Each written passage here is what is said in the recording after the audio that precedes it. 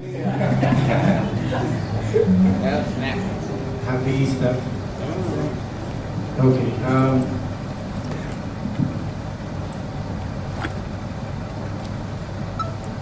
See, every time somebody talks about the cross, what never misses is how Jesus died and rose. So today my focus will be on the cross, because there the love of God is shown most. So when he hung on that tree, it meant that our debt of sin was not paid at a fee, but for free. But you see, the deep understanding of that gruesome sight is that even at that point, all he could see was already one fight. But in the eyes of men, all we saw was the death of a self-proclaimed king. So he got served, he got what he deserved. He thought he was all that. He turned water to wine. So what? Even raised the dead and healed the sick that no longer laid on a bed. But he never knew that this would hit him hard like an earthquake. So at the cross, all we could all shout was, "Save yourself, Superman, shake." Today we've proven that even the Son of God can break.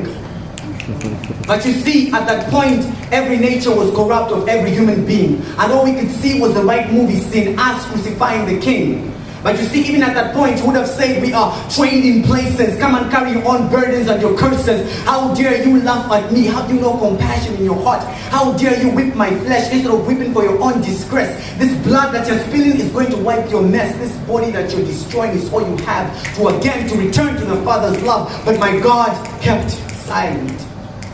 He kept silent because you see, silence was the loudest word he could speak on that cross. Because you see, our kind was worth dying for. But in his mind, all he could think of, they're returning to the king. What a marvelous dream that the King of Kings would die for a mere human being. Though he knew that we would not pray for him, but for sin. See, today we've taken the cross for granted. We play with sin as though God in us is not planted. We go to churches and come up to every place like everything is okay, and yet on the inside we're dead and decayed. See, even the Bible tells us that if we commit sin and if we know that we're doing it, we are again crucifying the Savior. Thinking we are doing it all good with our good deeds, and yet the Bible even says our good deeds are filthy rags.